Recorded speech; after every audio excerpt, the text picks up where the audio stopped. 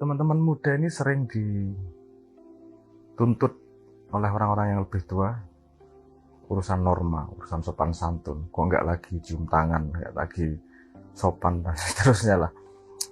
Ada benarnya dari sudut pandang orang tua karena pengalamannya seperti itu. Tapi mungkin perlu kita gali sedikit mekanik tentang norma. Apa itu norma? Dan bagaimana itu bisa terjadi? Dan bagaimana pensikapan kita kalau kita menghadapinya.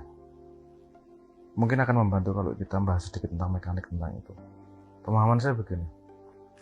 Pada sebuah kumpulan masyarakat, namanya kumpulan, pasti terdiri dari manusia-manusia yang banyak. Untuk terjadi perkumpulan yang stabil, sustainable, itu ada dua syarat yang harus terjadi. Pertama, ada yang sama di antara mereka, dan ada yang berbeda di antara mereka. Karena kalau semuanya berbeda, ngapain kumpul? Kalau semuanya sama, ngapain ngobrol? Jadi pasti ada yang sama dan ada yang berbeda. Dan kita tahu faktanya bahwa semua manusia itu berbeda. Punya ukuran yang berbeda, ada yang agresif, ada yang sangat sopan, ada yang introvert, ada yang ekstrovert, ada yang pandai, ada yang bodoh, ada yang kurang ajar, ada yang terlalu ajar, dan seterusnya lah. Pasti ada range yang banyak seperti itu. Jadi untuk menemukan ini tadi kan syaratnya harus ada sesuatu yang sama. Syarat pertama sesuatu yang sama itu biasanya bahasa, agar kemudian bisa berkomunikasi. Tapi bahasa kan juga tidak hanya bahasa verbal, ada bahasa non-verbal. Makanya kemudian dengan perbedaan ini dicoba dicari titik tengahnya untuk menjadi yang adalah agregasi dari perbedaan-perbedaan itu tadi. Titik tengahnya yang kompromis gimana sih yang bisa dilakukan oleh semua, yang dianggap yang bisa diterima oleh semua, walaupun dengan perbedaan yang seperti itu. Nah, karena kita butuh garis tengah itu, biasanya secara natural itu menjadi norma, bisa menjadi norma masyarakat. Kumpulan masyarakat punya norma yang berbeda-beda. Misalnya gini bisa jadi hinaan kalau di Inggris, di London. Gini nggak ada artinya apa-apa. Kalau di Indonesia gini bisa jadi sesuatu yang negatif. Itu Q seperti itu bisa sangat berbeda di antara komunitas yang berbeda. Karena memang tumbuhnya berbeda, mereka secara natural mencari titik temu yang sama. Titik temu yang sama untuk berinteraksi satu sama lain pada kondisi yang normal, kondisi yang stabil. Normal lahir dari itu. Mencari titik sama antara manusia yang berbeda agar bisa berkomunikasi, berinteraksi dalam keadaan yang stabil. Itu seperti persetujuan komunal terhadap interaksi itu seperti apa. Juga value-nya terekspresi seperti apa. Apa sih kultur itu? Kultur kan ada salah satu aspek yang mengatakan bahwa kultur itu adalah ekspresi dari komunal idea. Ide dari komunal seperti apa sih? Itu akan keluar di kultur.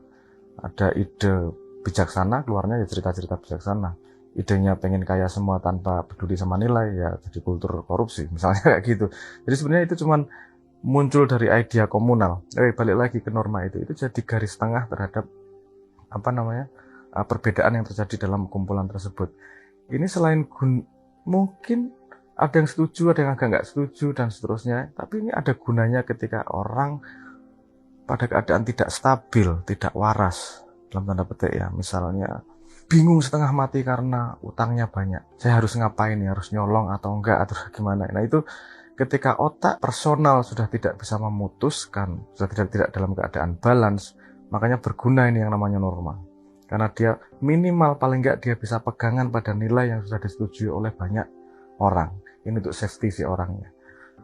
Kalau dalam psikologi sering salah satu support terbaik adalah kumpulan keluarganya kayak kumpulan temannya kayak, karena dalam keadaan tidak stabil dia butuh pegangan lain di luar dirinya. Ini sudah tidak bisa menimbang dengan objektif.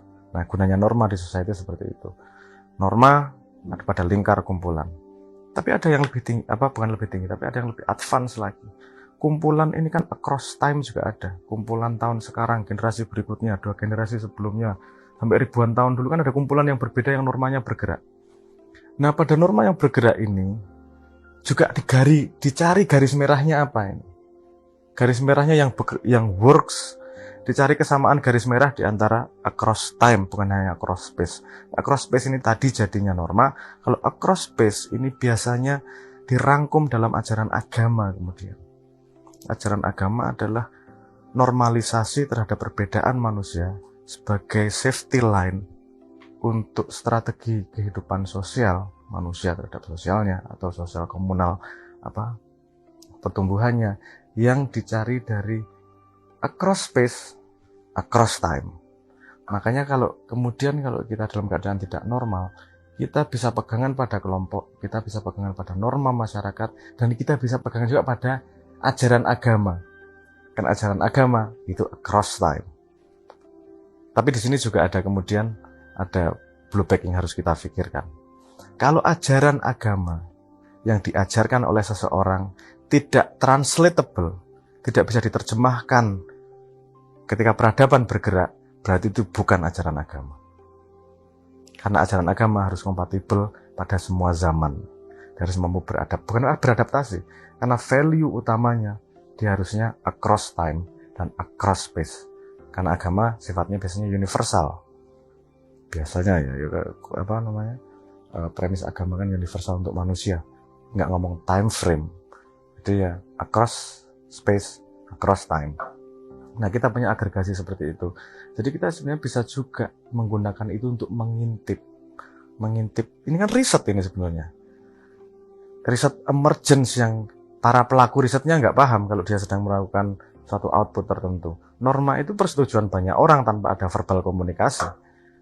Kita nggak ngomong, oke, kita setuju besok kita bikin cium tangan kayak gini ya. Itu belum tentu di pick up oleh masyarakat. Yang di pick up, yang diambil oleh masyarakat itu yang tanpa sadar disetujui bersama nih sebagai garis merah interaksi terhadap society tersebut.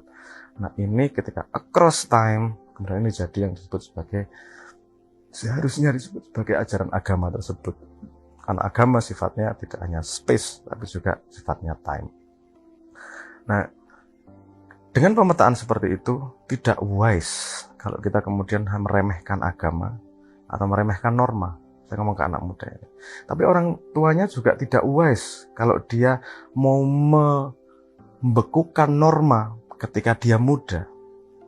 Karena across time, ini norma bisa bergerak. Asal tidak keluar dari garis merah across time yang sudah dipegang oleh agama. Semakin across time itu statementnya pasti semakin universal, tidak spesifik. Karena dia harus bisa mengantisipasi semua perkembangan peradaban. Ketika ada komunal, across space, di ruang yang sama, akan terjadi norma. Tapi ketika peradaban hancur, tumbuh lagi peradaban, hancur, tumbuh lagi peradaban, hancur, tumbuh lagi peradaban, ini ada nilai yang universal nih, yang direkam dalam ajaran agama. Kalau mau ngelihat ke belakang tentang kualitas manusia, kita bisa memotret dari agama. Kalau kita bisa pengen melihat strategi terbaik untuk hidup dalam peradaban, itu sebenarnya terrekam pada ajaran agama. Tapi kita harus melihat agama pada potret yang tidak sederhana, karena agama juga potret sebagai hipotesis sosial, tidak hanya hipotesis menuju Tuhan. Itu pasti ada, tapi nggak Tuhan tok, tapi juga urusan sosialnya, karena Tuhan juga hadir dalam across time dan across space itu tadi. Nah, entah ini berguna atau tidak, tapi harapannya kita jadi punya pemetaan. Yang tua tidak memaksakan norma harus seperti ini. No, kita paham bahwa norma adalah persetujuan komunal terhadap interaksi. Orang tua juga tidak tahu kok jenis interaksi yang baru yang namanya sosial media. Sementara yang sosial media itu juga, ya anak-anak muda yang ikut sosial media juga tidak punya patronnya. Dia membuat culture sendiri nih, dia membuat norma sendiri di sosial media. Walaupun jembatan interaksi dalam sosial media tidak sekaya jembatan interaksi langsung nih.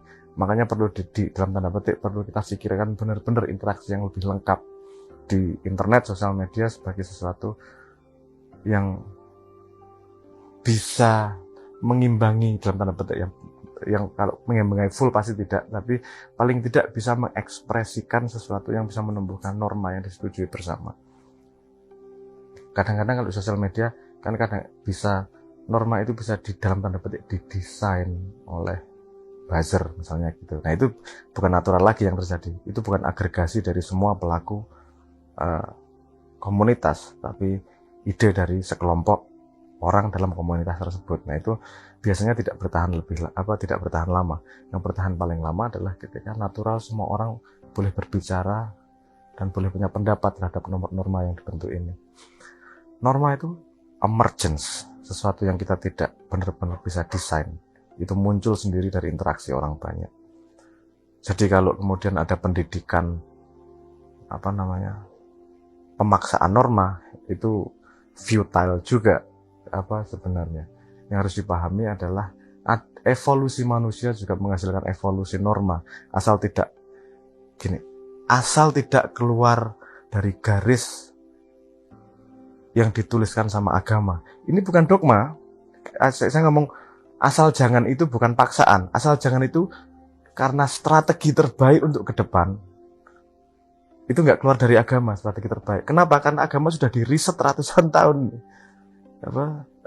Mungkin ya ratusan ribuan tahun diriset tanpa sadar.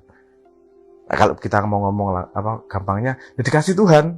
Kalau yang percaya Tuhan, ya kalau yang nggak percaya Tuhan kan bisa ngomong bahwa ini sudah dibuktikan ratusan tahun loh untuk menghasilkan stability dan menghasilkan growth. Tidak mungkin kita bisa sampai pada posisi ini kalau kita tidak menyediakan cara untuk terjadinya stability dalam peradaban. Nah, mungkin itu jadi perspektif yang berguna. Ada norma yang terus bergerak, ada garis merah across time yang direkam oleh agama, dan manusia harus bisa beradaptasi. Bagaimana teknologi tumbuh, bagaimana interaksi baru, bagaimana merencanakan ke depan.